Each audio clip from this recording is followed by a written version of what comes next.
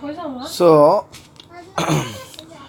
all the viewers, today we discuss about the station 4, and here is a role play of you. You are the medical junior doctor working in the oncology clinic, and Mr. Frank Lewis, a previously healthy 51-year-old man, is found to have 3 cm right upper lobe mass on his chest X-ray during a medical insurance checkup. So the 51-year-old Mr. Lewis have bronchial carcinoma by his chest X-ray. He has a 30-pack year smoking history, but no hypertension, diabetes, or heart disease. And this mass has not spread into hilar or medicinal node, and there is no evidence of cyst or liver or adrenal involvement. A transbronchial biopsy of the mass reveals squamous cell carcinoma, and PET scan is positive in the primary tumor and in the right hilum, but it is other negative. The patient undergoes right upper lobectomy and a full hilar or medicinal node dissection. He tolerated the post is well and has a rapid uneventful post-operative recovery. Pathology confirmed 4 cm squamous cell carcinoma. Two hilar lymph nodes were involved in the tumor, but the medicinal node are clear.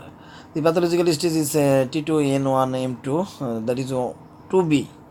At the multidisciplinary team meeting following surgery, adjuvant cisplatin-based chemotherapy is recommended.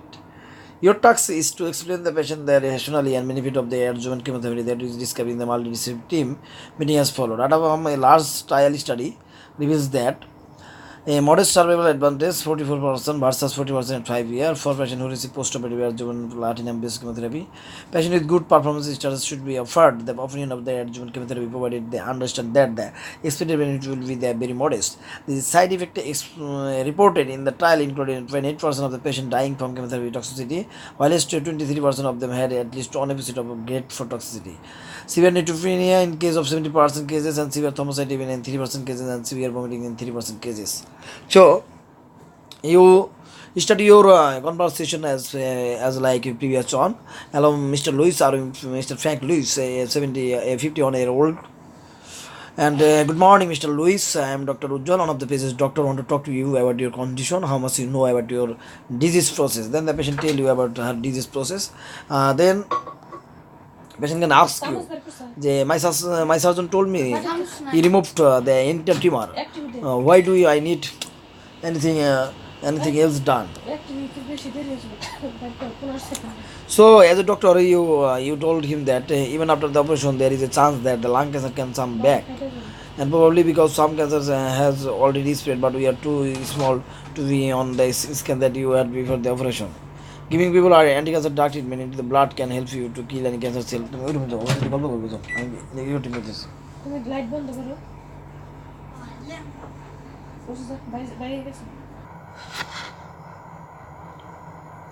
So,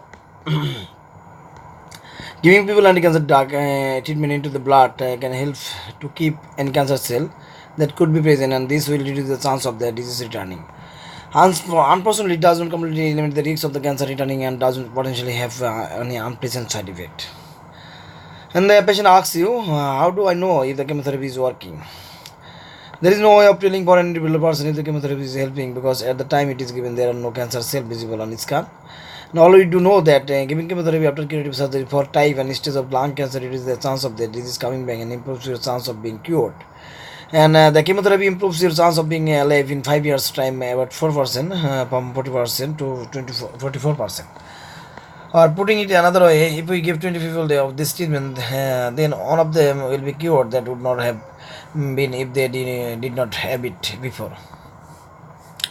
And a patient asks you about what is the downside of the chemotherapy. Of course, Mr. Lewis, the chemotherapy does have many side effects, and I will discuss this further with you before you decide it. And but the chance of the dying because of the chemotherapy is under 1%. And I will give you some written information that has been produced for patient in your position who have to make this difficult decision. Then patient can ask you, will you still look after me in the clinic if it does not have chemotherapy? Yes, of course. Whether you decided to have the chemotherapy or not, we will still look after you in this clinic. So then patient asks you about what do you do? Then that's very hard question to answer. There are some people who will put up with the treatment, however, unpleasant to increase their chance of being cured of lung cancer. There are others who feel that the small increase in survival is not worth the possible side effect and interference in quality of life.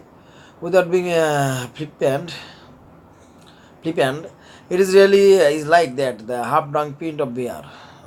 To some, it is half full, and to others, half empty.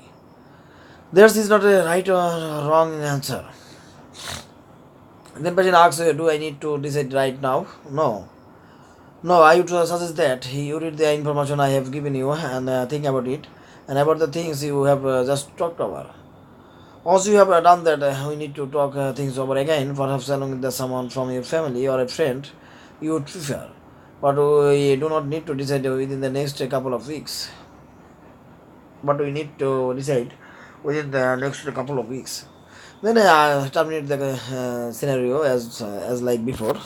Say, okay, do you drive? Do you smoke? So thank you all. Thank you all for patient hearing. And this is the scenario of a few people of a patient, Mr. Lewis, who is suffering from lung cancer, undergone the surgery, but you giving the chemotherapy, and you discuss the patient about the importance of chemotherapy and chemotherapy side effect, and what is the role of chemotherapy, how much the prognosis of chemotherapy, and other some question that there is by with the patient. So thank you all. If you like my video, please subscribe to my channel for seeing the more videos like this. Thank you all.